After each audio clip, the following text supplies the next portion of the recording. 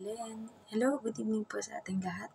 Narito na naman si Len para sa ating ika-200 first day ng ating share ng devotion video. Ayan, kung merong 101, meron po tayong 201 or 200 first day na ating share ng devotion video, and I do hope and pray na ang bawat isa po sa atin ay ligtas, masaya, buhay at humihinga at punong-puno ng mga blessings at pagpapala mula sa ating Panginoon. So bago po tayo magsimula ng ating pag-aaral ng ating daily devotion, syempre wag na wag po natin kakalimutan ang magpasalamat sa ating Panginoon para sa lahat ng mga natatamasa natin sa bawat araw. So let us all pray.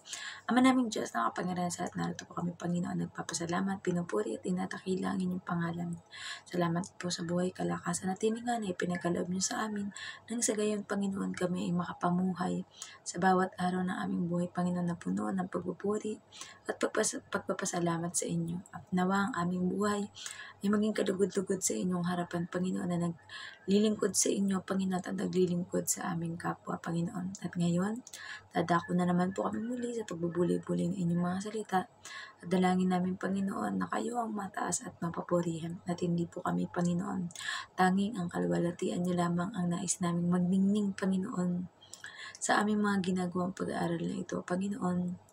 We pray, Lord God, na ang bawat makakapakinig nito, Panginoon, ay hihipuin ninyo ang puso, isip at kaluluwa nila, nang sa gayon sila ay tumanggap at i-absorb, Panginoon, ang mga mapapakinggan na ito sa aming share ng devotion video, Panginoon. Tunay nga, Panginoon, na wala kaming kakayahan, Panginoon, kung hindi kami nakasandig at nakakapit sa inyo, Panginoon, sapagkat kayo ang pinagmumula ng karunungan, ng lakas, ng buhay at lahat ng bagay na maaari namin hilingin sa buhay namin ito, Panginoon.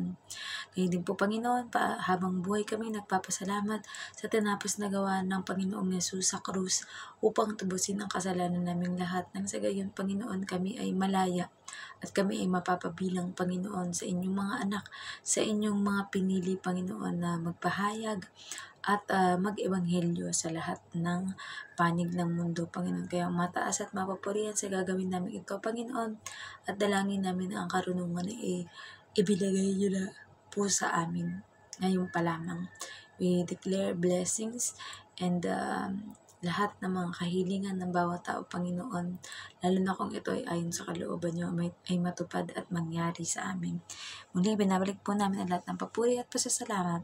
Tanging pangalan na yung bugtong na anak na si Jesus. Amen.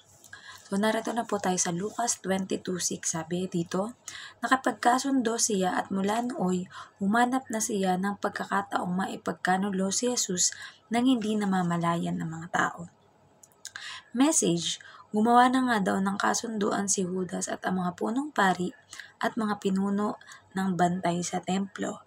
Kaya magmula daw sa oras na iyon ay humanap na ito ng pagkakataon para maipagkanulo si Jesus na hindi namamalayan ng mga tao.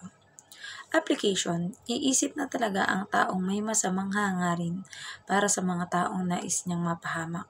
Gaya dito na palihim pa ang binalak niya para maipahamak si Jesus ng isa sa mga alagad niyang si Judas.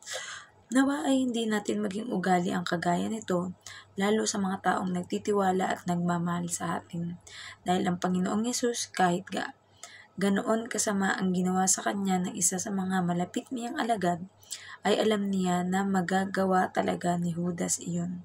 Pinatawad pa din siya ng Panginoon at masasabing biktima lamang ito ng pangyayari. Ngunit kahit di ba sinasadya o sinadya, ang importante, habang hindi pa huli ang lahat, ay nawa makapagsisi tayo para naman mas masaya at masigurado natin na makakasama tayo sa kaharian ng Diyos. So, purihin ang pagkabasa ng mabuting balita ng ating Panginoon, diba? So, sabi nga, ang Bible or Word of God is the love letter sa atin ng ating Panginoon. Kumbaga yan yung last will and testament na kung ating pag-aaralan, pagbubulay-bulayan, makikita natin that there are a lot of promises of God, diba? Na kapag sinabi ng Panginoon ang mga tao, pwedeng mangako ng mangako sa'yo na pangako, hindi kita iiwan, pangako, magsasama tayo sa hirap at ginhawa, diba?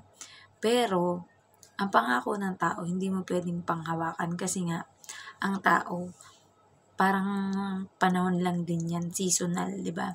Merong iba na mahal ka lang dahil may kondisyon, di ba? Kapag kaayos o maganda ang nangyayari, pero pag mahirap at hindi na maganda yung nangyayari, hindi mo na masasabi na mahal ka pa rin niya, di ba?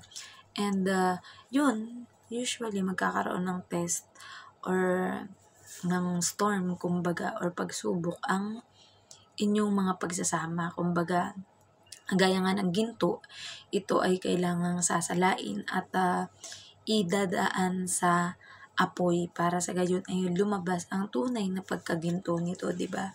Pero dito sa topic na ito, nakapagkasundo na nga daw si Judas, di ba? Kumbaga nagkaroon na sila talaga ng total deal ng mga nag-utos sa kanya para ipagkanulo ang ating Panginoong Yesus. And humahanap na talaga siya ng chance or pagkakataon para maipagkanulo ang ating Panginoong Yesus. Siguro, yung bawat mga ginagawa o sinasabi ng ating Panginoong Yesus, bantay-bantay sarado niya. And ayun, kung sakali man may i-report siya sa mga nakipagkasundo siya, di ba, sa mga Pariseo at mga tagapagturo ng kautusan at mga nais na ipahamak ang ating Panginoong Yesus, di ba? Pero kahit ganun kasama ang nagawa ni Judas, sabi ko nga na maaaring biktima lang din siya ng mga pangyayari. Parang kumbaga hindi niya rin akalain na siya pala yung mapipili ng Panginoong Diyos para maging dahilan para sa pagkakanulo o pagkakapako sa krus ng ating Panginoong Yesus bilang katuparan ng sinabi na at ipinangako ng ating Panginoon Diyos nung pasimula pa lang mula magkasala si Eva at Adan na meron siyang ipadadala na tagapagligtas. At syempre, yun ay walang iba kundi ang kanyang bugtong na anak na nakaupo akala trono ng Diyos kundi ang ating Panginoong Yesus, diba? So, yun, yung magiging greatest commission natin, diba? Kaya nga commission kasi ibig sabihin kasama ka sa gagawa ng mission na yun. Meron kayong mission at kayo yung dapat maging tagagawa ng mission na iyon, diba? At yun nga, harinawa naman or God's will is huwag nating magawa na maging kapahamakan, maipahamak natin yung ating kapwa dahil sa ating mga ginagawa, sa ating mga sinasabi, okay kilos, diba? Hanggat maaari nawa, ang hangarin natin sa ating kapwa ay para sa ikabubuti nila ay maging maayos ang ating samahan, walang awayan o gulo, diba? Walang inggitan, walang pagkakagalit, diba? Kasi pag meron kang galit or kagaya dito, merong masamang plano or masamang balak sa ating Panginoong Yesus, hindi kasi yan titigil hanggat walang nakikitang butas sa'yo, di ba? O walang nakikitang pagkakamali sa'yo. Halimbawa, pinapakita mo sa iyong kapwa na ikaw ay followers ni God, di ba? You're a disciple of God. Ginagawa mo yung nagsisimba ka lagi. Nag-aaral sa salita ng Diyos, nagdi-devotion, di ba? Pero meron talagang mga tao na gagamitin para matrigger yung pagtitimpi mo, di ba? Na talagang sasagarin or sasaidin nila yung PC ng pasensya mo. Nang sa gayon ay sumuko ka at i-give up mo yung yung ginagawa mo na pananalig sa ating Panginoong Diyos, di ba? Na kung saan mawawala ka ng kontrol sa sarili mo at posible kang kapag sobrang nagalit ka, makapagsalita ka ng masama o nakakasakit sa iyong kapwa or worst is baka magawa mo pa nasaktan ang iyong kapwa. Pero nawa naman po God's will hindi natin magagawa yun. Bagkus, sabi ko nga ang ating maging great mission ay go therefore and make disciple of all nation, diba? Na kung saan sa kahit anumang paraan na pwede kayong magbahagi ng Word of God, ng good news ni God, either sa SOCMED, sa personal, sa mga makakatabi mo o makakasabay mo, or yung mga naging kaklose mo ng biglaan, di ba? Maaari kang gamitin ng ating Panginoon Diyos. Sabi nga, there is no exemption. Kung iniisip mo na makakaligtas ka sa calling o pinapagawa sa iyo ng ating Panginoon Diyos, nagkakamali ka. Dahil ang ating Panginoong Diyos, kapag ikaw ay pinili niya, sa kahit anuman yung layunin niya para sa buhay mo mangyayari at magaganap yun sa buhay mo, whether you like it or not. Ayan. So, paalala din para dun sa mga iba na wala pang intimate relationship sa ating Panginoon, na nawa ay huwag tayong magsayang ng oras o panahon, kasi nga hindi natin alam kung kailan ang magiging second coming ng ating Panginoong Yesus, di ba?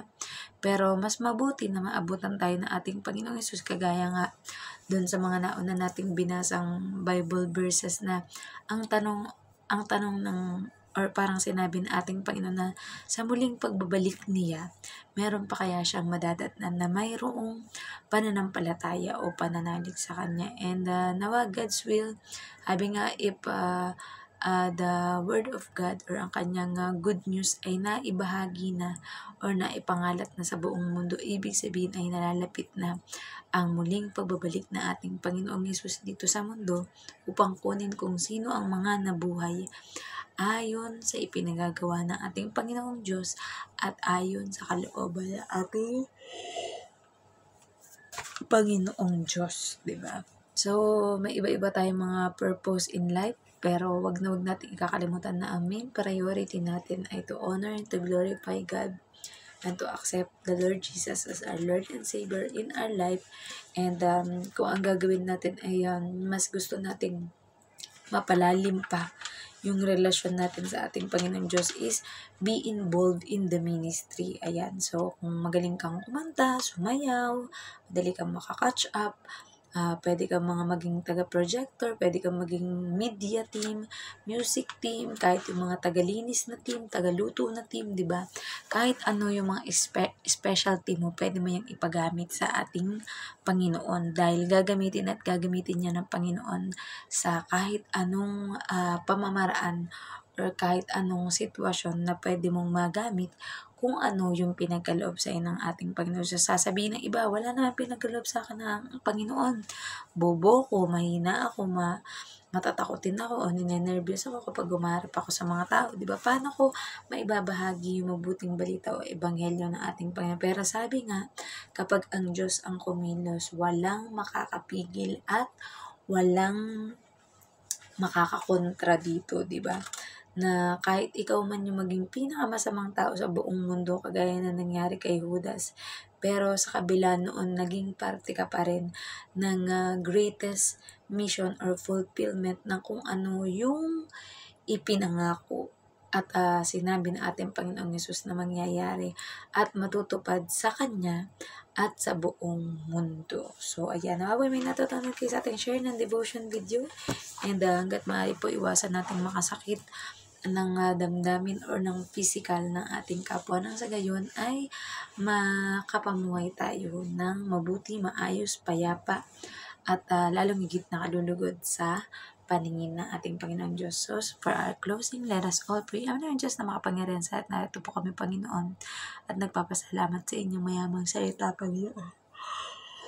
Tulad nga, Panginoon, na wag nawa naming balakin, Panginoon, na makagawa ng masama sa aming kapwa, bagkus, Panginoon, ay let your light shine upon us, Panginoon. Nang sa gayon ay matanglawan namin ang aming kapwa, Panginoon, na namumuhay nang hindi nararapat o hindi sang-ayon sa inyong kagustuhan, Panginoon.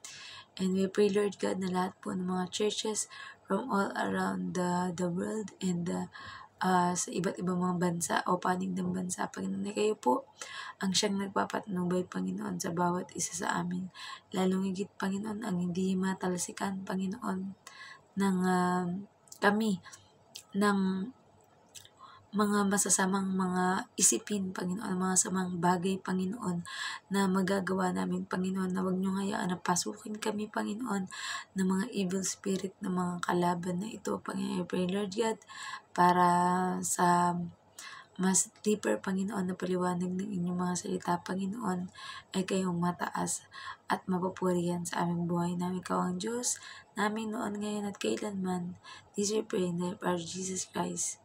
Ay, nakalimutan ko pala. Papanalangin pa pala yung mga I pray also, Lord God, Panginoon, para sa lahat ng mga may financial na mga problema, Panginoon, mga nagpapagawa ng mga bahay-sambahan, Panginoon, mga churches, mga hospitals, mga schools, Panginoon, mga clinic, Panginoon, ano pa man, Panginoon, na pagpapalaga ng Panginoon ng Ebanghelyo, kahit po mga farm, Panginoon, at mga isdaan, Panginoon, mga fishery, Panginoon, dinadalangin namin sa inyo, Panginoon, na patuloy niyo pong pagpalain ng mga mahal namin sa buhay, Panginoon, na ganun ang nararanasan, Panginoon.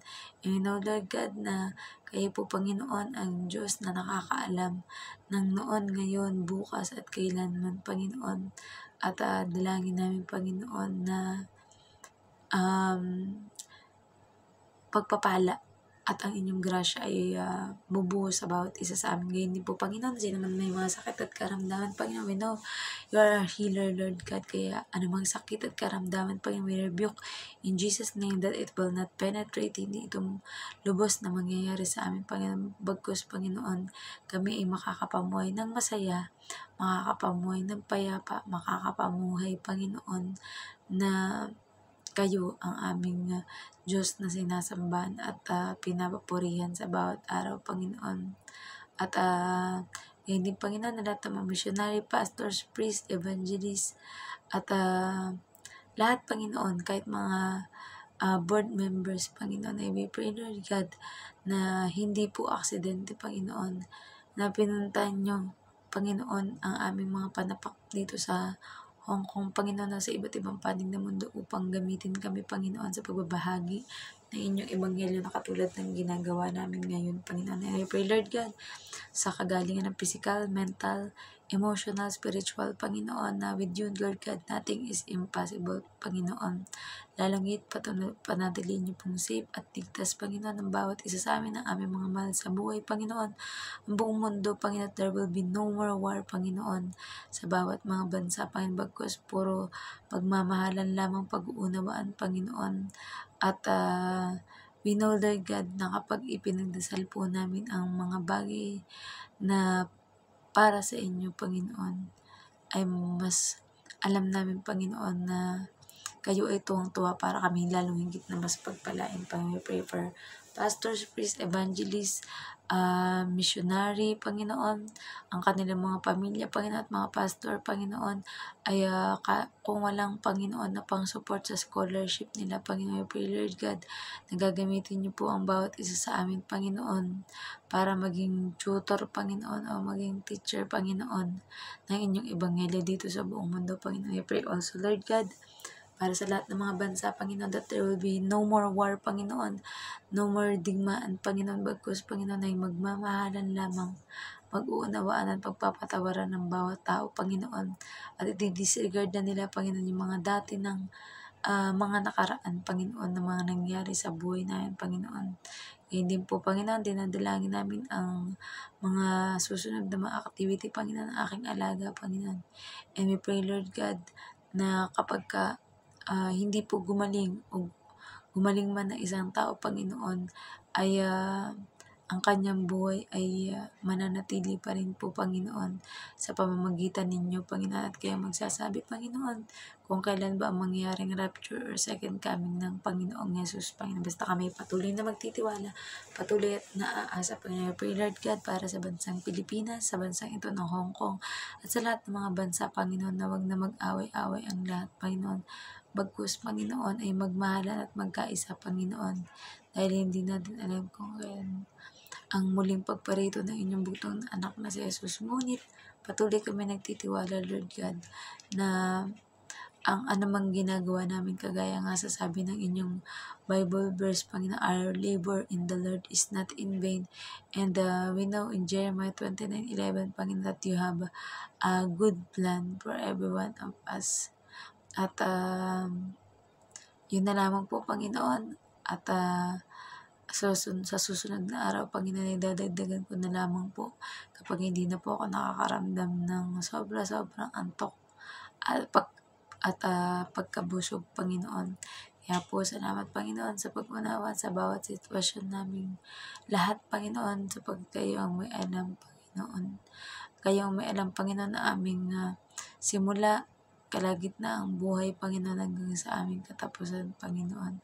Kaya ano pa man po, Panginoon, na nakalimutan namin ipanalangin, Panginoon, ay kayo na po ang may kakayahan, Panginoon, na magpagaling. At alam namin, Panginoon, na even our tongue, Panginoon, kahit hindi nakakailanganin or minsan kahit may isa o dalawang pastor, Panginoon, na mag-a-assist, Panginoon, para sa mga magiging preacher, Panginoon. I pray, Lord God, that everything will be smooth sailing lamang, Panginoon, sapagkat kayo ang Diyos na sinasamba namin, kayo ang Diyos na pinaglilingkuran namin, Panginoon, at ang aming buhay ay nakadedicate na po sa inyo, Panginoon. Muli, ibinabalik po namin ang lahat ng papuri at pasasalamat sa tayong pangalan ng bugtong na anak na si Jesus. Amen. Good night po sa ating lahat and God bless na pa. Bye.